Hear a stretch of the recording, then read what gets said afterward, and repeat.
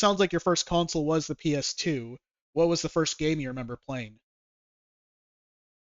I don't remember which exactly was the first, but there's definitely two that come to mind. It was ATV Off Road Fury 2, just riding around quads and dirt bikes, just doing a Hmm. bunch of racing, which I think there's a part of it that I can't remember if it was just purely racing or if they actually had some kind of like open world environment exploration kind of thing with Hmm. it. I just remember always putting in the cheat code back when you could actually had cheat codes that you Yeah. could put into games. I kind of miss that. That was like the fun little Easter egg finding those getting them cheat code bugs. But the cheat codes, I give up, and you unlocked everything in the game immediately. That was great. Yeah. Uh, as well as Kingdom Hearts, the first Kingdom Hearts. That was uh, the first two games I remember playing. Don't know exactly which one was first, but those two were the earliest ones. Does I know a lot of Kingdom Heart fans that gaming series has a lot of means a lot to them. Does Kingdom Hearts mean a lot to you?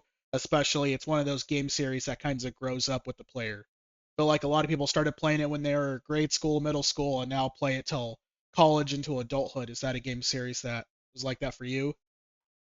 Oh, definitely. That's the old nostalgia game for me. Where like when Kingdom Hearts 3 came out, I was waiting. I almost fought the Walmart employee for the last copy of Kingdom Hearts 3 because he didn't want to give it to me because he also wanted it, but he couldn't get it until he was off of work.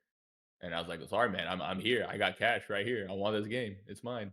Yeah, I think being a Walmart employee is hard because it's one of those jobs where you see all these things you want, you're surrounded by it all the time, but you know you can't hide it. You'll get fired if you hide it. And at what point, at what point do you just start fighting customers? Like, I mean, I mean, if I was that Walmart customer, I mean, I would have lost my job and still got that copy. You would have gotten a black eye. Like, I think there's a certain point of how many times are you losing copies to a customer. I think there's been plenty of times where uh, walking in to buy something and it's ended up being the last copy. Like with the Nintendo Wii came out, we bought the last one in stock.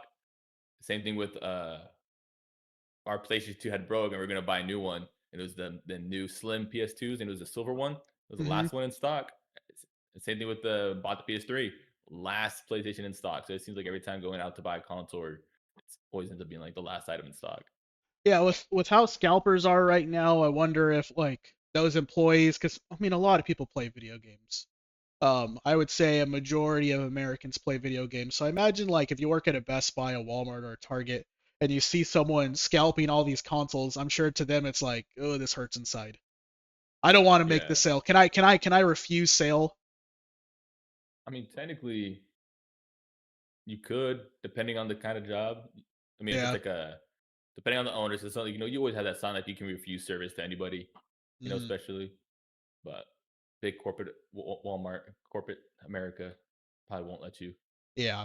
Yeah, they're gonna want their money at the end of the day, and I get it. I mean, I would want my money too. Yeah. So you told me I got some idiot about to buy 30 Nintendo Switch 2s? Sure. I look. Here's the thing. If it would make me an extra dollar, if I had to scalp 30 Nintendo Switch 2s and I only made $1 of profit, I'm doing it. That's gains. I would sell my soul for something like that. I would do it if it got me a Whopper at the end. Just for a Whopper. Yeah, just for a Just for a nice, Whopper. just for a Whopper. Maybe a Big Mac and some secret sauce. I could you don't even have to throw the sauce in there. Like I get where they're coming from. Honestly, they're heroes. We need more scalpers. The rage bait on that one. Yeah, yeah. Oh, jeez. That's one of those ones where if I see scalpers, honestly, if it's Oh, just it's on one site. person, That's on site. I'm like, what are you gonna do to stop me just from taking one of the 30 you got in your trunk right now? Like, And your trunk, you can't even not in you're your not even cart. able to just you can't even shut the lid. Like, I'm just gonna take one, buddy. I'm helping you close it. Like, Yeah, I'm helping your what are you gonna closing do? cost. Let me. I can take your license plate, dox you real quick, and you're gonna lose all 30 of them. Well, um, get into my next question. What's your favorite genre? If a game comes out, maybe you've never heard of it, new IP, but it's this kind of genre. What is it, and why is it your favorite? I don't know if it's probably the specific name for this genre, but it's I would kind of say like single player, open world, but like linearly led exploration. Like Okay. you end up you can explore everything eventually, but you're kind of being linearly led through the world. Like Kingdom Hearts does it, right? Like you're gonna go place to place in the world, but you can eventually go back and see everything. Like Assassin's Creed, kind of the same thing ish, not as linearly led, but yeah, you're in you this have that open world exploration. you're in this big playground, but it's not really like a sandbox where it's like it's time for you to figure out what happens. It's kind of you get they kind of not hold your hand, but they kind of tell you where to go next, like an amusement park. Here's the ride that you're gonna Yeah, do next, and now here's the next ride you're gonna do. yeah, Okay, like GTA would. That one Ubisoft, I think it's Watch Dogs. yeah, I feel like those would just be So called open world action adventure. Just I think yeah, I that can see it. the action slash adventure I think gives it the meaning that it's gonna be linear. All right, Yeah, well but it what's has to have a good story as well. I think well that's a huge thing. If it's not a that good story, that's given. then it's definitely one of those ones. Like if it's it needs to have like at least just from their trailer, give me a story that seems enticing. Yeah, which yeah, that's just fair. I would say you can have a cool looking game, but if the story's bad, that's gonna be a struggle. Yeah, You can have now you can have a game that might be a little lackluster, but if the story's really good, I would say yeah. I think it's kind of a mix of both. You can have a game like Dark Souls where the story 95% of the story is on YouTube, and you have to read item descriptions to understand, and but it's all kind of loose, and it's your first time playing through, and you're like, this makes no sense at all. Well, what kind of games can't you get into? What's the one game that's like, I really want to like this, I just can't do it. For me, Arc. I Arc, could not get into Arc. I what's just wrong with couldn't. Arc? We I don't know if it's the graphics or I just kind of somewhat burnt out of sandboxes a little bit. Uh, I just could never get into it. Everyone were just going in. I just seemed like I have no idea what the heck to do or what I'm doing or what my end goal here is. I know it's just like go tame a dinosaur, be able to have a dinosaur as a pet and ride it and go attack other dinosaurs. Build your cabin, your fortress. I just that was one game I just could not get into. Um, at all. And it's Yeah, completely different things than like Minecraft. Like Minecraft sandbox is completely one thing as well.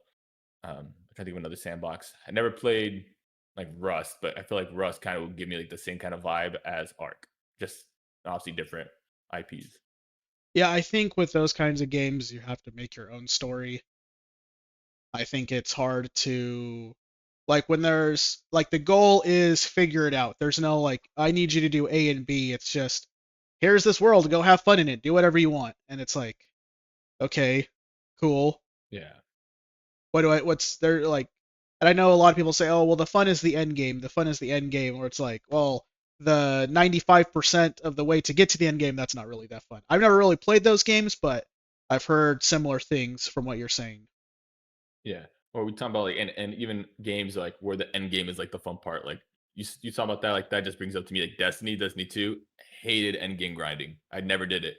I was like, I don't want a game where my end game is having to repeat the same thing over and over again for the 0.0001% chance I'm gonna get a piece of armor that makes me better than everybody else. Hated having to grind in Destiny 2. Those end games are just awful. Yeah, I think that's the worst part is like when the grind to the end game sucks, and then the end game also sucks. Yeah.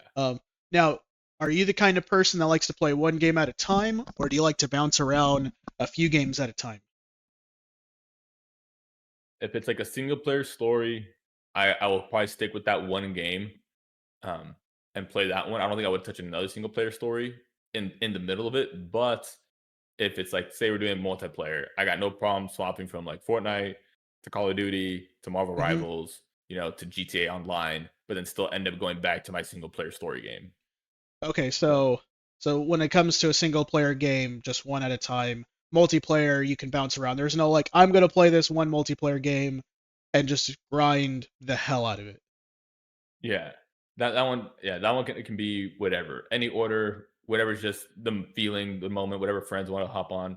We'll just I got no problem swapping over. But the single story, I'd rather not because I'm just gonna end up forgetting my story, and then just go to the other one and maybe get so caught up in one. Like if I got so caught up in Spider-Man 2, that I completely forgot about Jedi Fallen Order. Yes, which I feel like a lot of people try to bounce around single player games and they end up doing that.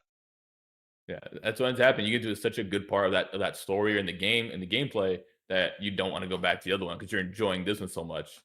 And then you end up if you end up do somehow forcing yourself to go back, you then completely forgot like what was I doing? This equipment? How does this work? But yes, and I think that's the hardest part is like playing a game you were good at, you take a break and you come back and the game expects you to have your same skill, but it feels like you're playing through mud and mashed potatoes. Yeah, I just like I forget all the combos, especially like if you do Kingdom Hearts has a bunch of combos, Spider-Man has combos.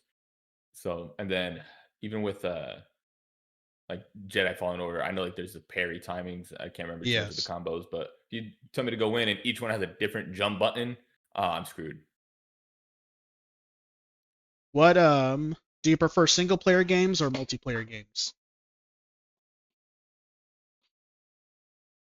For a multiplayer game that has a story, I could do both in the same game. Like to me, if you got a Call of Duty game and it didn't have a story, not worth it. I don't remember which Call of Duty it was. Was it 4? Black Ops 4. Black Ops 4, yeah, there's no story, which is all multiplayer. Mm. Yeah, that was one I just no, I'd rather play the story. I was always the person to where I wouldn't touch multiplayer or even zombies until I finished the story. Like I bought this game to play the story and then afterwards go enjoy single player.